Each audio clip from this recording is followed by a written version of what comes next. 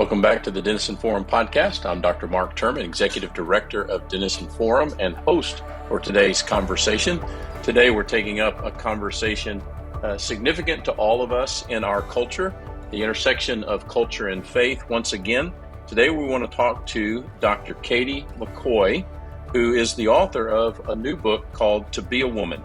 Katie McCoy serves as Director of Women's Ministry for Texas Baptist. She holds a PhD in Systematic Theology from Southwestern Theological Seminary, where she also served on the faculty for 5 years. Katie teaches and writes on the intersection of theology, culture, and women's issues, and has co-authored a work on the doctrine of humanity as part of the Theology for the People of God series. Included in her research is discovering the pattern of justice for women in Old Testament laws. We're glad to have Katie with us. You can also find her on the internet at blondeorthodoxy.com. That's blondeorthodoxy.com. And we're going to look forward to our conversation today with her about her recent book about gender ideology, gender confusion, and what it means to be a woman. Katie, welcome to the podcast. Dr. Katie McCoy, welcome to the Denison Forum podcast. We're glad to have you with us today. Hey, thanks for having me.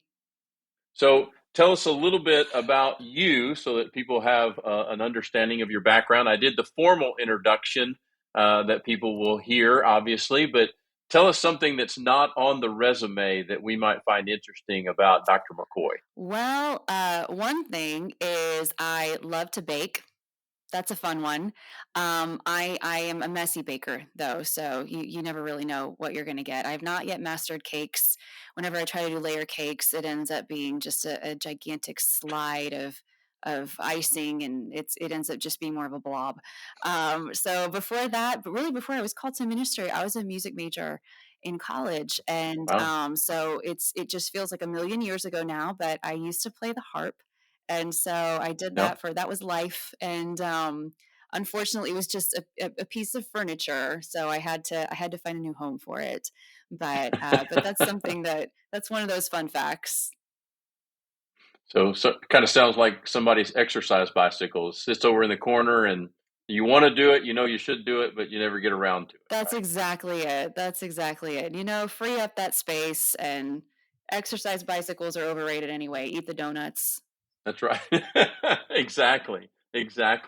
Well, today we want to talk about a really big and in many ways confusing and difficult subject.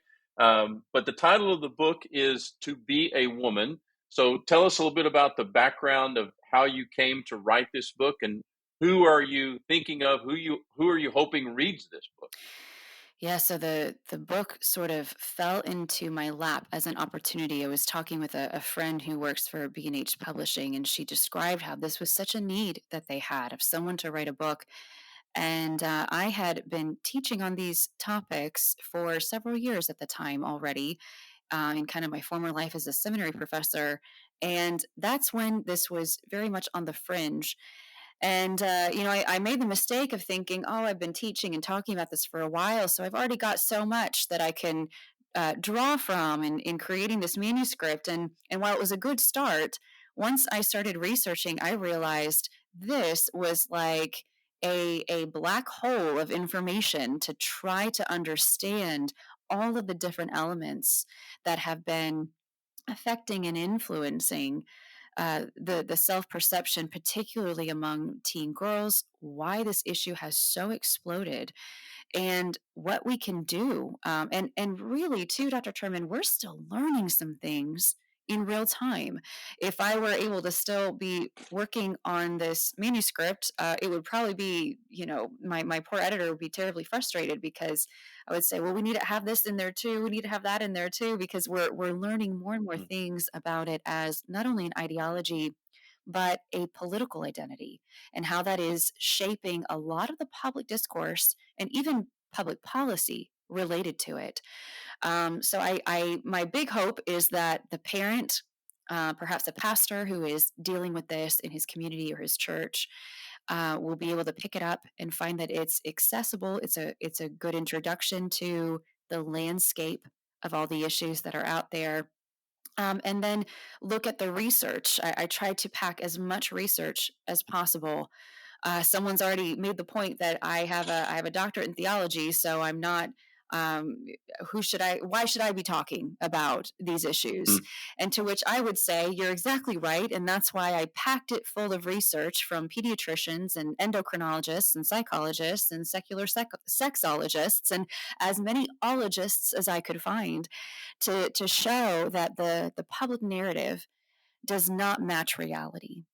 And I Mm. think the more parents, especially who are empowered with that information, the more will be able to take either preventative action or keep their families, their children, from making some irreversible decisions in the name of acceptance, in the name of really compassion and love, and to not be deceived by many of the things that so-called professionals are saying.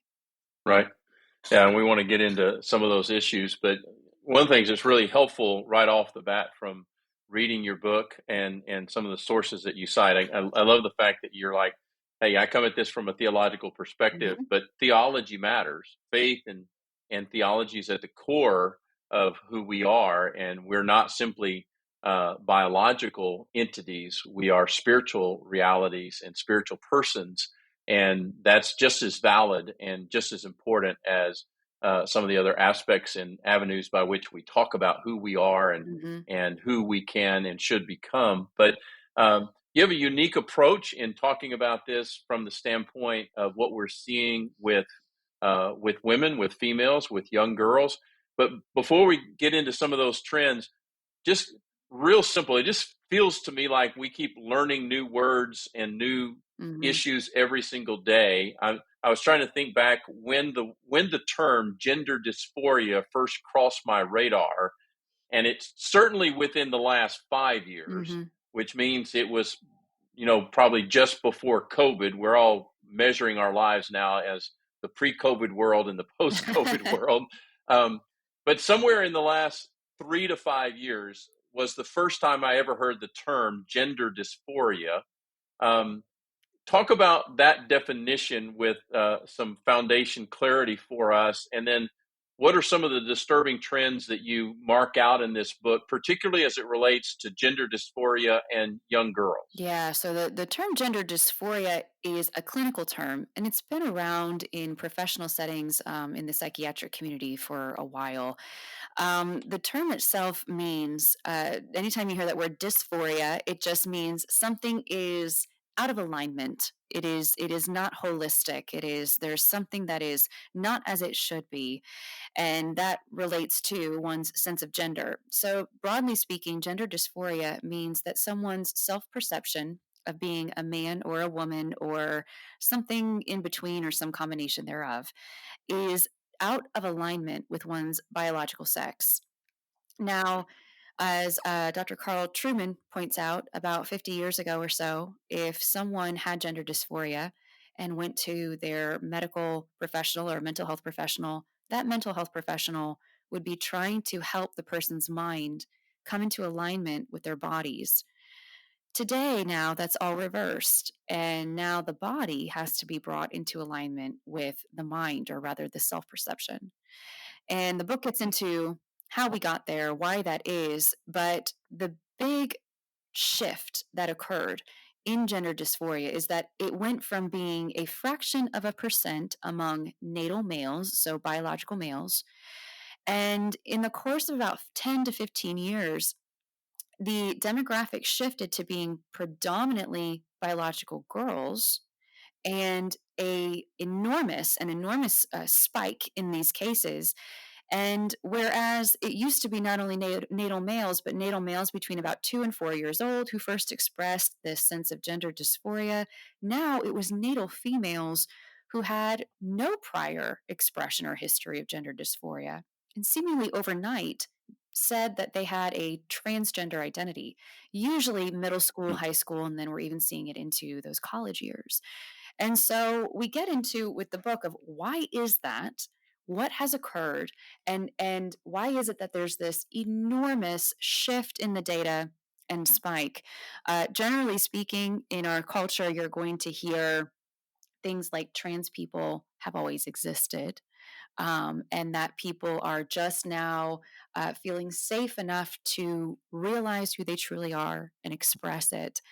And that completely ignores, frankly, how God made females. And females are highly emotive, relational, and empathetic. Those are strengths. And so often these young teenage girls find identification in their friends, their peer groups. And these friends and peer groups are contributing to this enormous spike among natal females having a sudden trans identity. I might be getting a little ahead of myself there, though. It's hard to So, stop. It yeah, all weaves together. yeah, it does. It does. And let me just ask you to clarify a new term when I was reading your book. It was for me anyway, the term natal Yes, refers to what is a person's biological sex at birth, right? correct. Um, Correct. so that's a clarification. But one of the things your book does well, and I thought in a really great and concise way, is talk about how we got here. Uh, we sometimes have at least the hope, perhaps, maybe not well founded, but if we can understand how we got here, then we could reverse the tape and back the train up and try to get back on the right road. It doesn't exactly work that way, Mm. but it is important for us to understand uh, John Stonestreet at the Colson Center. I'm sure you're familiar with Hmm. him. He said, ideas have consequences, bad ideas have victims. Others, Carl Truman, even our founder, Dr. Denison, has written on this. Lay out for us in layman's terms, which is how I need to hear it, is what are some of the trends relative to being, we hear terms regularly around being post-Christian, Hmm. post-truth. What does that mean? What does it mean to live in a society, a culture, a collection of communities that have a predominant way of thinking or a default way of thinking that we now call post-Christian and post-truth, and how is that new? How is that laying a foundation for what seems to be these crazy forms of thinking that are becoming very popular? Do you believe a fifth great awakening is possible in America? At Denison Forum, we're asking God that we might play a role in His movement in our country. We believe that discerning news from a biblical perspective can help all Christians stand for God in our increasingly secular culture. If you likewise stand with our mission, please give today toward our summer campaign at dfpodcast.org. Plus, any gift today will be doubled by a generous matching grant of $75,000. Visit dfpodcast.org to partner with us today. Yes. So one of the reasons why, if people are looking around and saying it feels like this is a runaway train, how did we get here? The truth is, we did not get here overnight. This is the product of several ideas. If you can imagine, just a big soup that they've all been thrown into a big pot and meshed together, allowed to marinate over time. And this is what we're seeing. We are in kind of a soup of ideas that have affected people's sense of not only their identity, but where they find happiness, fulfillment, and what it means to be truly human. You mentioned this term post Christian culture. And when we hear that, we might originally think that it is an anti Christian culture or an un-Christian culture. What we mean by that is it is a culture that has been influenced by the ideas or perhaps the value systems of Christianity, but it has left Christianity's primary and exclusive claims. So, for instance, our culture loves believing that everyone is equal, and that is a true statement. Every human being is equal, regardless of their socioeconomic status, regardless of their ethnicity. Everyone is equal. But most people don't know that that is not a product of Western society, but rather Christianity's influence on Western society. Our culture also values things like kindness, justice. Those are values that come from the influence of Christianity in society. Where we've become post Christian is people want to keep those values, but they don't want anything to do with the God and the moral compunctions and claims that those those values come from. So people love Jesus until we start talking about how he's Lord, he's God, and we are all accountable to him. Everyone's a fan of him until he starts making claims like, I am the way, the truth, and the life. So people want to keep the values of Christianity, but they don't want the God of Christianity. And I think the best summary of a post Christian culture is when Pastor Mark Sayers said, they want the kingdom, but without the king. So much of Mm. this that we're seeing in related to gender dysphoria, and I even believe, Dr. Turman, this is why we're seeing Generation Z as the most anxious generation in American history. Mm. I think the statistic was something like the average teenager today has the level of mental health crises that a psychiatric patient did in the 1950s. That's Right. alarming. That is absolutely alarming. But when we see it through the lens of these post-Christian cultural ideas, I don't think it's any coincidence that this generation is both gender confused, anxious, and completely unmoored from any type of objective external authority. All of that is Mm. deeply interconnected. So we have a generation of people who are trying to answer very deep philosophical, worldview, identity based questions with nothing more but their feelings. Mm. And that's, yeah, Chris Brooks, the pastor up in Detroit, that is a friend of our ministry. He talks about how we're asking very profound anthropological questions. What does it mean to be a human being? Mm-hmm. And then beyond that, what does it mean to be a female? What does it mean to be a male? And it's, to me, it's very interesting and in some ways comforting, where we can identify where some of these ideas came from. Going back, as some others have done, 200 years, and we can actually kind of mark it out by certain thinkers and how they added to the soup. I love that term. Mm-hmm. They added to the soup, and it all started to marinate and to mix together in ways that we never would have envisioned. It would ultimately result in this, and is resulting in a lot of really destructive ideas become in times actions, and then at times they become policies. We'll talk about that Mm-hmm. in a moment, but um, it's leading to this, as you said, confusion, and also to this anxiety. But let's talk a little bit about some of the specific things that are going on. It just seems like, um, when you watch this conversation, listen to this conversation, it seems like so many of our medical doctors and mental health uh, experts, it almost seems like that the majority of that community has just rushed into the direction of what your book describes as gender affirming therapy. Mm-hmm. And I'd love for you to describe how the common road is from social transition, when people are confused about their gender, to hormone, to surgical, Mm-hmm. map out that pathway. But is it just wrong, or are we just seeing a skewed picture, that it just feels like, even worldwide, that the first knee-jerk reaction over the last 5 to 10 years has been, well, we can't question the ideas behind this. We just need to rush to affirm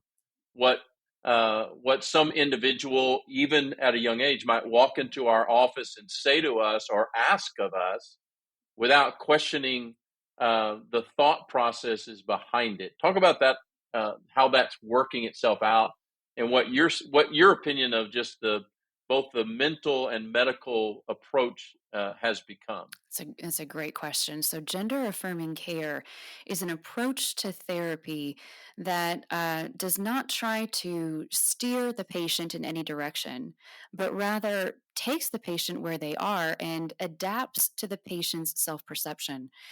Now, there are a few ways that this can work out, and especially for our Christians who are licensed professional counselors, they, in many times, feel like they're between a rock and a hard place because they're legally bound to take a particular approach, but they're not legally able to dispute or refute a person's claims about their sense of self. So, gender affirming care states that essentially, if I were your therapist and you came to me and said, I believe that I am a girl trapped in a boy's body, I would not just agree that you feel like that, but that this is actually who you are.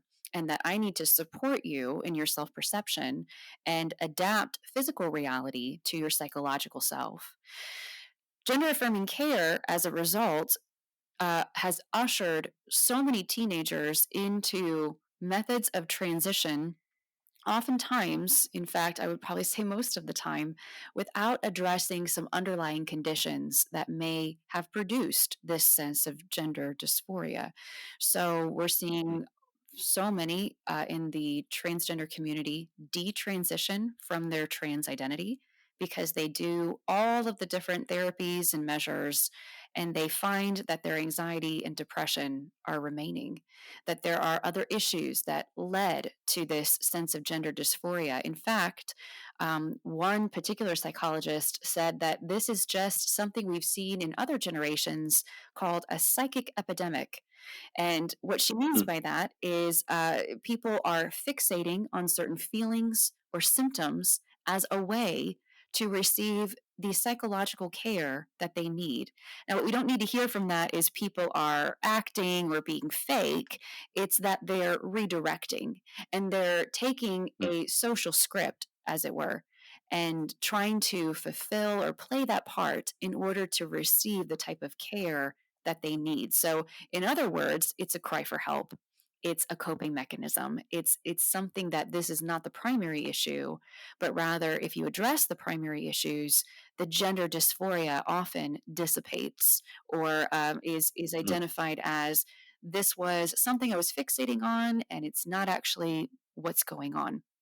Now, you So mentioned is that to say, Katie, that this is that a lot of what's going on right now is a rush to treat the symptom, and even not to treat the symptom in a good way, rather than to treat the cause. Is that a simple way precisely. of putting that? Precisely. Yeah. And some of why we're seeing that as well is a culture that has sanctioned the method of self-realization being entirely your feelings. So if you feel like you are something, then that's actually who you are. And we hear this in these kind of three-word mantras, right? Follow your heart, live your truth. And as we are adapting, even in our Christian circles, sometimes we take that, speak your truth, and these Mm-hmm. words have a way of getting very deeply ingrained into our worldview, our sense of who we are, who God is, what the world is, and believing that truth is not something external to us and objective, but something that is created and subjective, internalized. And so these transition methods are all in an effort to align the physical self with the psychological self. Social is what you might see more commonly: someone's hairstyle, someone's clothes, someone's preferred name or preferred pronouns. That's a hot button issue too. Of maybe if Oh we yeah, uh, we get into the options there. yeah, that's right. Most pastors are living at that level, right? It's a big challenge to think through, but we can come back to that. So the hormonal methods are related to cross-sex hormones and puberty blockers, and then finally the surgical methods. Broadly speaking, it is the amputation of healthy organs and the surgical, not even reconstruction, but fabrication, really, of organs belonging to someone of the opposite sex. We can't really say it's a reconstructed organ because that organ is not capable of fulfilling its function in a reproductive sense. So it is the appearance of an organ, but it's not actually that organ. Very important distinction. You did mention Yeah, this and didn't and it's an organ that didn't exist before. precisely. Um, so Precisely. it can't be a reconstruction because it wasn't ever It was constructed never before. constructed. Exactly. Exactly. And Yeah. there's all kinds of complications, some horrific side effects that are uh, intrinsic to that as well. You mentioned this word worldwide, and let's park on that for a moment because something that most Americans may not realize is that among the most progressive nations on gender affirming care for minors, for people under generally 18, countries like England and Sweden have reversed course. They Mm, are looking at the data saying, this is not working. This is not helping the mental health of children. In fact, the only gender clinic for children in the UK, called Tavistock, completely shut down, and it was the result of some whistleblowers. It was the result of some of doctors related to their board looking at the data, going, we are rushing these children into life altering procedures, and it's not mm, even what they need. It is alarming how many doctors and health insurance companies have just jumped on to this without thinking. When we get into why, we've got, again, all that cultural stuff that we talked about, that is mhm, creating our new value system, our new social ethic. At some point, when I look at all of this information and we see it through the lens of the Christian worldview, we have to see it spiritually. And there is mm. absolutely a spiritual warfare battle going on. This is good and evil, and more of the evil roots to this movement, they are coming to the surface in ways that it's like this whole movement is starting to tell on itself what it's really Mm. based on. And we can't forget, as we're doing these philosophical conversations and cultural analyses, to remember that we are in a cosmic battle. We do not wrestle against flesh and blood. We wrestle against spiritual forces in the heavenly places. And Satan hates God, so Satan hates God's image bearers. And every human being, regardless of whether he or she has a relationship with Jesus, is an image bearer of God. And so if the enemy can get people to believe that the pathway to true liberation and peace is to defy their creator and harm themselves, he Mm. will do whatever it takes to convince people of that fact. So this is very much a spiritual battle that we are in our generation. Right, and it's one of the fundamental aspects of life, one of the most basic questions that we ask even before we know that we're asking it, which is this very fundamental question of who am I? Where did I come from and who am I? So, the word identity gets tossed around all over our culture these days. But it's actually not new, and it's actually something very fundamentally important. And the Christian gospel has the only true answer to that question. It's a multidimensional question and a multidimensional answer of, who am I? But it starts in your relationship with God Hmm. and then moves into your relationship with other people. That's why Jesus said most important thing was that we love God and love others and Hmm. understand, first of all, that God loves us, and that we are, as you said, his image bearers, the pinnacle of his creation. But talk about how, let me just pause for a second. In that pathway from, so when people start to have dysphoria, they move along this pathway usually from social transitioning to hormonal transitioning to surgical transitioning. I think it's important to call out, when you start messing with the hormonal realities, Hmm. you're actually, and this is something of what the UK folks, I think, discovered. You've actually altered things in a way you can't come back from Yes. when you move to that second and third level. And we're seeing this with some of the testimonies of people working their way through detransitioning. It's one thing if it is a mental and sociological reality of names and dress and hairstyle, but when you move to that next level, particularly hormones and certainly surgery, you really are talking about changing a person's life for the long term, for the rest of their life, correct? That's precisely correct. When we talk about some of the social things, it's a little bit like how teenagers might go through a phase. That's not to treat it trivially. We need to keep in mind that a socially transitioned teenager is far more likely, because he or she has been living and relating according to the opposite gender, they are far more likely to hop on that hormone and surgical train and make some irreversible decisions. The hormonal factor of this is one that it is so new. It's only been recently given that we still don't know its long-term effects. So the hormone blockers, I believe the correct pronunciation is gonadotropin hormones. So these are drugs that were originally created to arrest the progression of hormone-related cancers, so prostate cancer, breast cancer. In other words, these were drugs designed to heal. And instead, they are being prescribed off-label, meaning something that it was not originally intended to treat. They're being prescribed off-label to children either at or right before puberty. Some of the effects of this are devastating. Our own FDA acknowledged last summer that it can include brain swelling, and I believe in that report it was a higher risk of stroke. There's a connection between hormone blockers and bone density and the skeletal system. We underestimate the presence and impact of hormones on brain development. And for some who take hormone blockers and then cross-sex hormones, first of all, cross-sex hormones, they have essentially consigned themselves to lifelong infertility. And we're still learning about the effects of cross-sex hormones on overall health, blood clots, so many different things.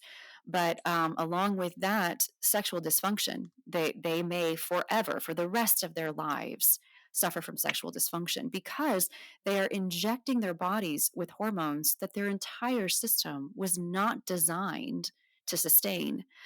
Now, some people may say, well, everybody has the presence of, even females have the presence of testosterone. Okay, but um, original testosterone. We're not talking foreign testosterone that someone would inject that would change their structure.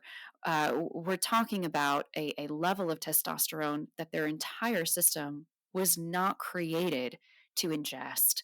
And so we're seeing absolutely devastating effects, but it's even worse than that because some of the research is demonstrating that these puberty blockers and cross-sex hormones are no more effective, are giving no substantive relief to gender dysphoria compared to other methods like talk therapy and even medication, an antidepressant or an anti-anxiety to perhaps deal with maybe the physical effects of depression while the patient addresses the underlying emotional, spiritual, and psychological issues.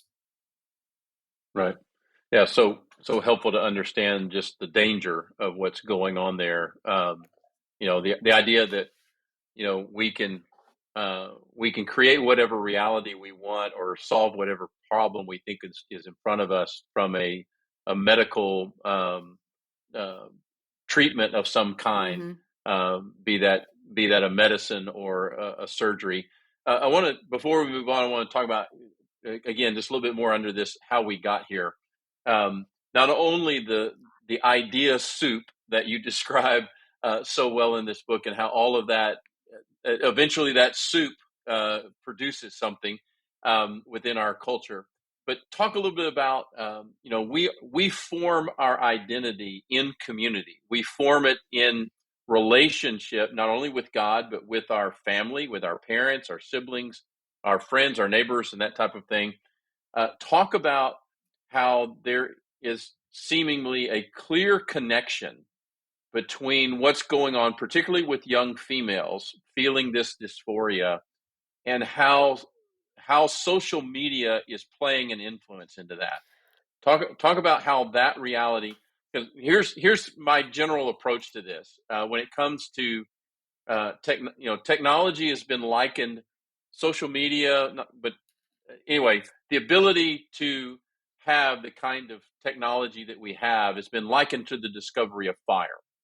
Subset of that is social media. We are now building identity through social media instead of in person. It just whether you want to talk about dating apps or other things, but we're looking at, particularly in this case of young females feeling gender dysphoria, and there seems to be a direct connection to how they are building their identity relative to others, and they're doing that in the artificial world of social media. Am I on the right track? Completely. I know you can say it better than I can. Oh, no, social media is an enormous factor to why this has metastasized as the cancer that it is. So, social media is full of these trans influencers who describe how their life just came together. They felt all of their emotional problems go away when they transitioned hormonally or surgically.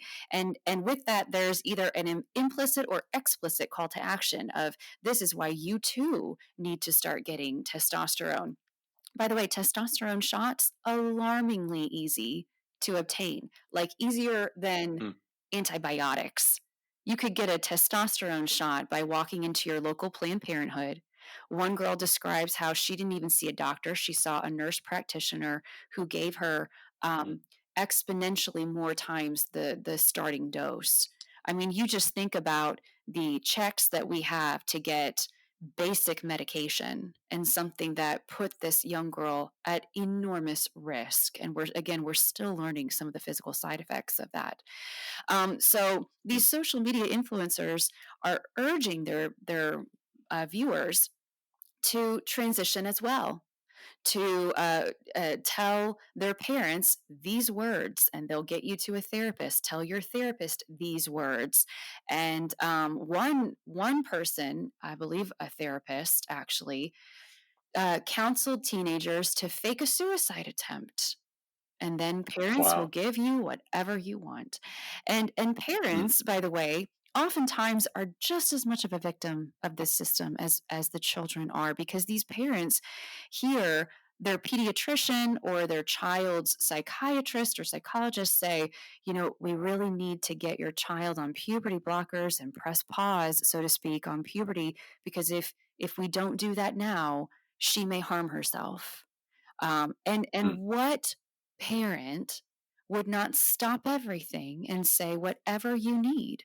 And it is the goodness of the parent child relationship that is being manipulated for mm. another end.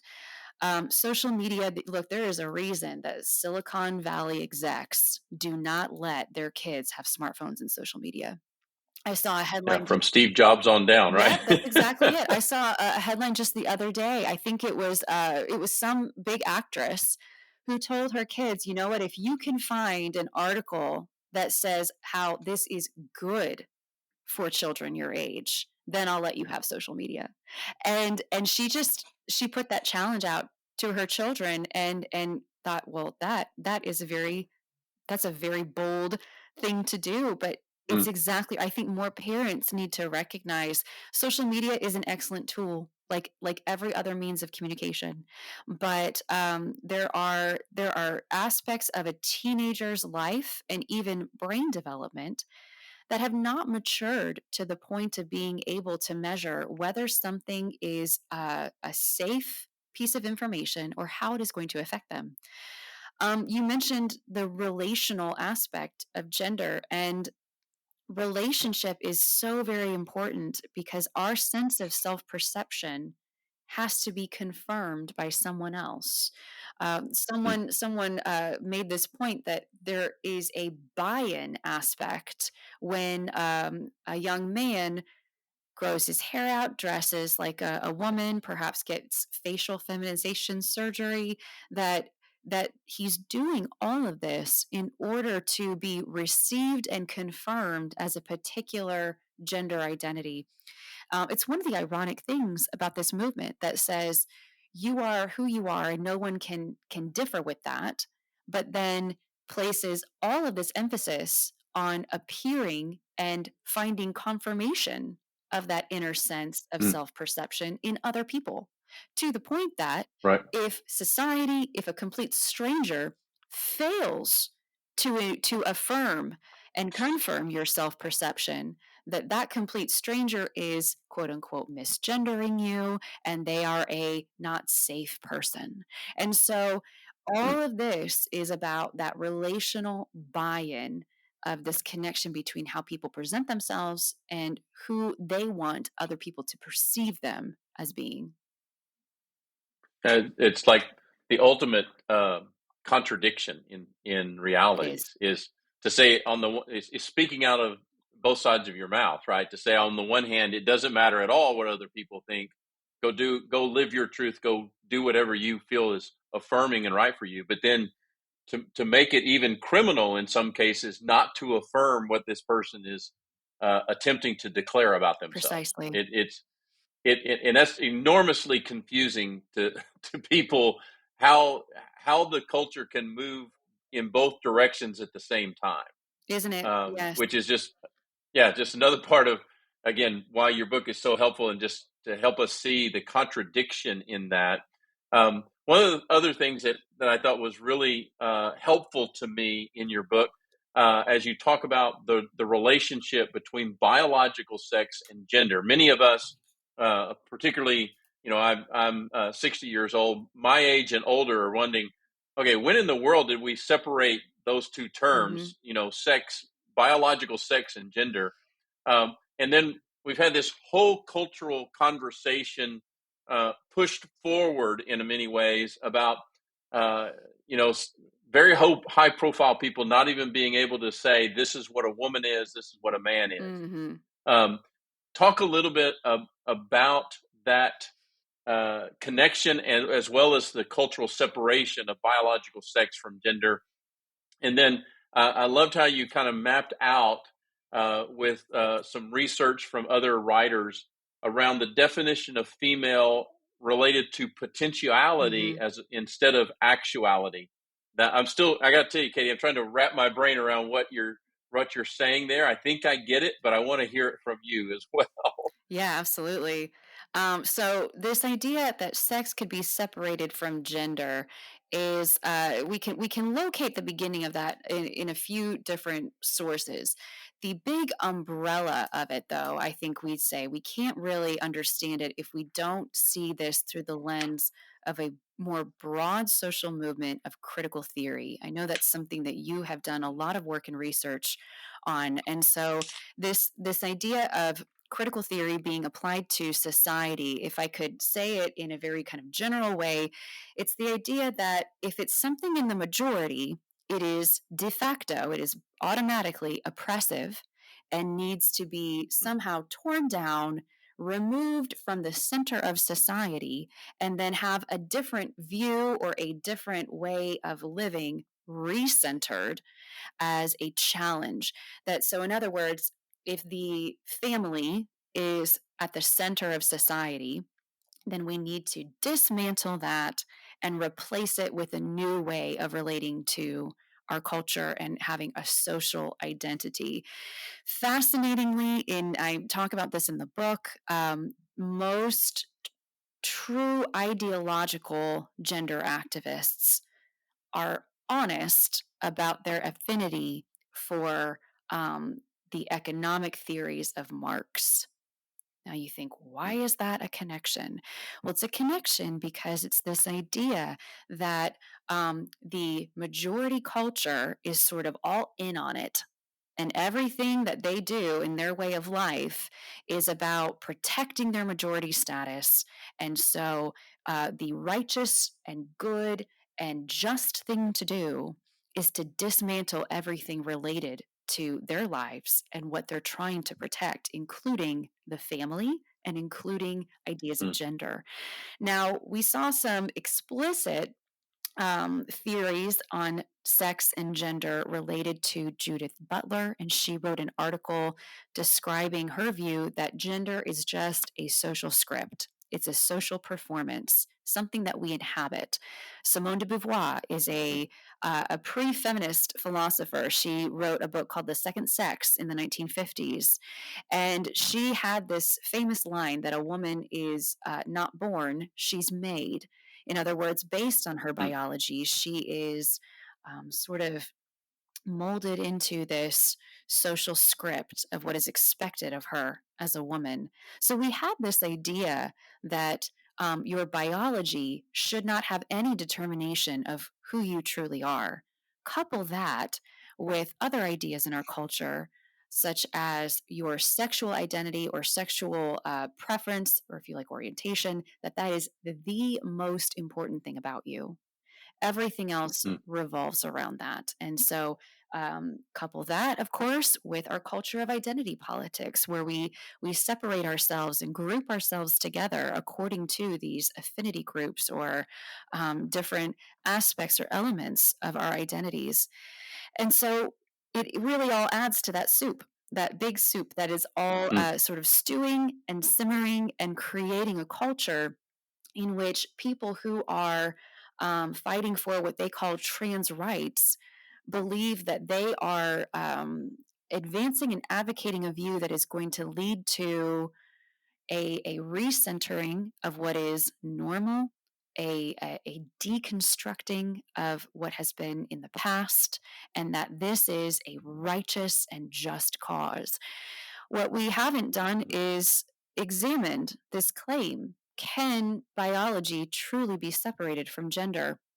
I have a whole chapter on the biological differences between male and female, and it's not what you might think. It begins with neurology, and it even addresses things like muscular tissue differences. It's mm, not even related to our reproductive systems at all. However, you mentioned this difference between potential and actual. This comes from a thinker named Abigail Favale, wonderful philosopher. She is a Catholic thinker, brilliant woman.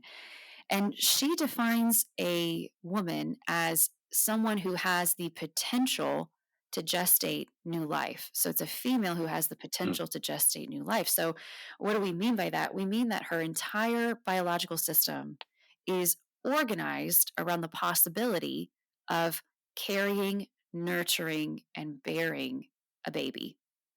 A mm, male is someone with the potential of siring or inseminating, creating new life. And she even makes this wonderful point when she describes that when someone is infertile, when a woman is infertile, it's because her system is not able to fulfill the potential around which it is organized.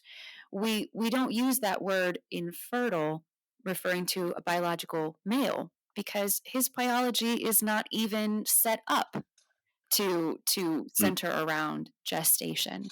And so I loved this difference between potential and actual. And part of why is because people are saying, well, what is true of every woman that we would be able to narrow down to a definition? And whatever characteristic you come up with, you'll always find someone who does not fit that characteristic and yet is still a Right. woman. Mm-hmm. And so what Favale does Mm, is she takes it all out of the realm of things that are incidental to female identity and just frames it around how the female body is structured around the possibility of bearing new life. And that, in that sense, it covers all women. It includes all women without it, and excludes all males. So it was a brilliant definition. yeah, I think is really helpful to get down to something that is very clear and very simple, and as you said, universal. And getting down to this, and doesn't mean that you're only a female or only a woman if you actually have a child. It's the potential of being Precisely. able to gestate a child, and that is the clearest universal characteristic beyond the biology Hmm. of physical structure, and helping people to understand that. I thought that was really, really helpful in that way. Let's move in the few minutes that we have left to talk today. Such a big topic, but what what are your concerns at this point? And as you said at the beginning of our conversation, there's so much happening almost on a daily basis Hmm. around this whole conversation. Um, what are your concerns right now as it relates to gender ideology? What do you mean by gender ideology, and how that relates to the development that we're seeing relative to policy. Because as a pastor for 34 years, where I was living with this issue, pastoring a church, was really around two significant questions. There are more now, but at least these questions of, well, what do we do if somebody says that they now want to be called this and they want to be used, they want these pronouns? And then the other part of that was parents saying, okay, is it just time to take my kid out of public school? Because public school policy, I mean, I had this conversation a week ago with my own adult daughter who is raising two preschool children, is I just don't know if I can trust any public school system because of the way policies seem to be evolving around these issues. And I know that, Katie, some of this has a lot to do with where you live geographically, Mm-hmm. because not all communities, not all states are handling these conversations the same way. What's your view? What would you say to parents and to policymakers, for that matter, along this conversation? Mm-hmm. So you mentioned that phrase, gender ideology. What I mean when I say that is it's that umbrella of a philosophy that separates sex from gender, the biological self and one's self perception, and believes that those two can be separated. Now, under that, there's a lot of different beliefs, and that's where I'm coming from when I say gender ideology, and those principles, Mm. as you said, are being taught in public schools. So the first thing I would say to parents is get very inquisitive about the curriculum that is being taught, and not just the curriculum, but those unguarded moments that a teacher may have with a child, to say things like, well, mommies and daddies don't really know whether you're a boy or a girl, so they look at their bodies and they just guess when they're born. This is part of a gender ideological framework, and whether it is an institutionalized curriculum or not, formally recognized curriculum or not, it could still be being taught. I don't have Mm. kids, but I can tell you that if I did, unless I was living in a few different states, and I think Texas is probably going to become one of those states. We're waiting to see what our legislators do. But unless I lived in Florida, and I don't know, is Virginia probably one of them too? I would not have my children in public school. I met Mm. a wonderful couple out in El Paso, and they uprooted their family from California because of what their children were being taught in elementary school. And it was fascinating to hear that they were willing to start over in a new city rather than have their children in California public schools. California, by the way, is the worst, just the worst. Where a parent can even opt out of saying that they don't want the school system to teach their children on particular sexual reproductive organs, but children cannot be removed from the gender education, the gender ideological education in California Mm. public schools. Um, Children are impressionable, and this is why they need guidance. They need the guidance of parents, of spiritual leaders, of teachers. And unfortunately, the way that our school system is being guided, and I would even add to that, without trying to be too partisan, but pay attention to what some of these teachers unions are saying. Some of these teachers unions have taken up the cause of gender ideology in public schools and made this part of their platform. And I think when enough parents realize what's going on, we're going to see really a movement of concerned parents, and I believe it will stop this. It's going to arrest this, but there's a tipping point, because right now I think people are very concerned that they're going to be judged, that they're going to be canceled, and with good reason, because that's happening. But again, part of why that's Mm. happening is because a very small minority is being able to control the conversation for the majority.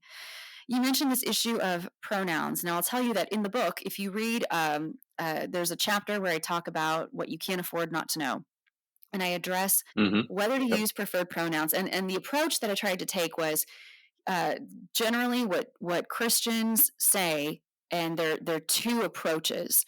And I try to give both of those approaches in a way that someone who held to that approach would say, yes, Katie, you have accurately represented my position. But then in the next paragraph, tell you what I think. So I'll tell you, I think that there are, with good motives but misguided conclusions, people who are using preferred pronouns. And I'll tell you, the more that I'm learning about how significant language is to this gender ideology, the more I am seeing it is demanding compelled and controlled speech, so that it's no longer perhaps you're trying to be compassionate, or you're trying to make sure you don't close a door. And again, those are good motives. But instead, this movement sees that as an act of submission. This movement is viewing that as an acquiescence to their view. And on the basis of not submitting to compelled speech alone, I think Christians should refuse to use preferred pronouns. My own take is I will use whatever name someone has given me. That people, we can only call people by the names that they tell us that they have, whether that's a nickname or Right. a preferred name. But I won't use preferred pronouns. I will avoid it wherever possible. And a lot of times you really can't avoid it. There was a fascinating case. I heard it on the news several months ago, where a college professor had a transgender student, and he refused to call this transgender student by his preferred pronouns. And he worked out a solution with this student to say, I want to respect my conscience, and my own uh, deeply held religious beliefs, that God has created people as either male or female. We can't choose our gender. But I also want to respect you as a student. So can we find a solution so that I am not disrespecting you, but at the same time, I am respecting my conscience? And wonderfully, they found a solution. The school, however, still had a problem. Now, I don't even know if that type of solution is possible anymore, because it seems that we have really left conversations of tolerance. I don't think Right. tolerance is even the goal now.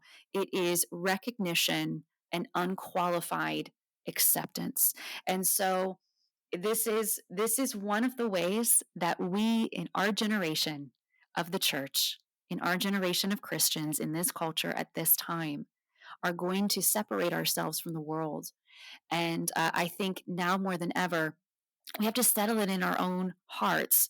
Are we willing to incur even earthly loss? Because when enough people speak up, I believe that we will see the tide turn. But again, there's so much fear, there's so much apprehension of backlash, that so often people are frightened into submission, and into using language that they don't agree with, that does not accord with their conscience, and maybe, in fact, I would say is reinforcing a belief that is contrary to God's design. This is not an easy thing to think of. And I conclude this section in the book by saying, you have to wrestle with this, with the scriptures, with the Holy Spirit, with the people of God. And whatever you do, don't do it out of fear, do it out of a conviction that you know that this is how you are to be a faithful witness to Christ in your lifetime, in this culture, and in this day on this issue. Yeah, such a good word and a good place for us to bring this to a close for today. But so much an affirmation of what the Bible says, that, Romans, I think it is 13:14, if it's not of faith, then it's not from God. Oh, It that's needs well to be an said. act of faith. And as we like to talk about at Denison Forum, it is about showing up and showing and telling the love of Christ in the way that you talk and the way that you treat people, speaking the truth in love, Mm-hmm. and then being willing to serve. And the part that is harder for us, and sometimes the part we want to push away, are we willing to sacrifice and suffer for our belief and loyalty to Christ if that's necessary in this culture? Yes, But history shows that that's really where our faith gets validated in some of the most profound ways, it's very true. is when we're not only willing to speak it, but willing to suffer for it if we have to. And we hope it doesn't come to that, but in some ways we have to be prepared for that. Very much. The book is called Yeah, the book is called To Be a Woman by Dr. Katie McCoy. Katie, thank you for spending some time, but even more so, thank you for your good work in this area. This book is so helpful, and I know you'll be looking for ways to add to it as the conversation and the situation evolves. You can find this book at all major booksellers, right? Yep, That would be the everywhere case. books are sold. All right. And you can also, as I said in the introduction, you can find more of Katie's work at blondeorthodoxy.com. Thought that was a creative way of identifying yourself on the internet, blondeorthodoxy.com. Want to thank our audience for listening to us. If this has been helpful to you, please rate and review us and share this with family and friends. That will help to get the message out even further. And we want to thank you today for being a part of the Denison Forum podcast. Dr. McCoy, God bless you in all our continuing work. Thank you so much, Dr. Turman. Great to be with you. We'll see you next time on the Denison Forum podcast.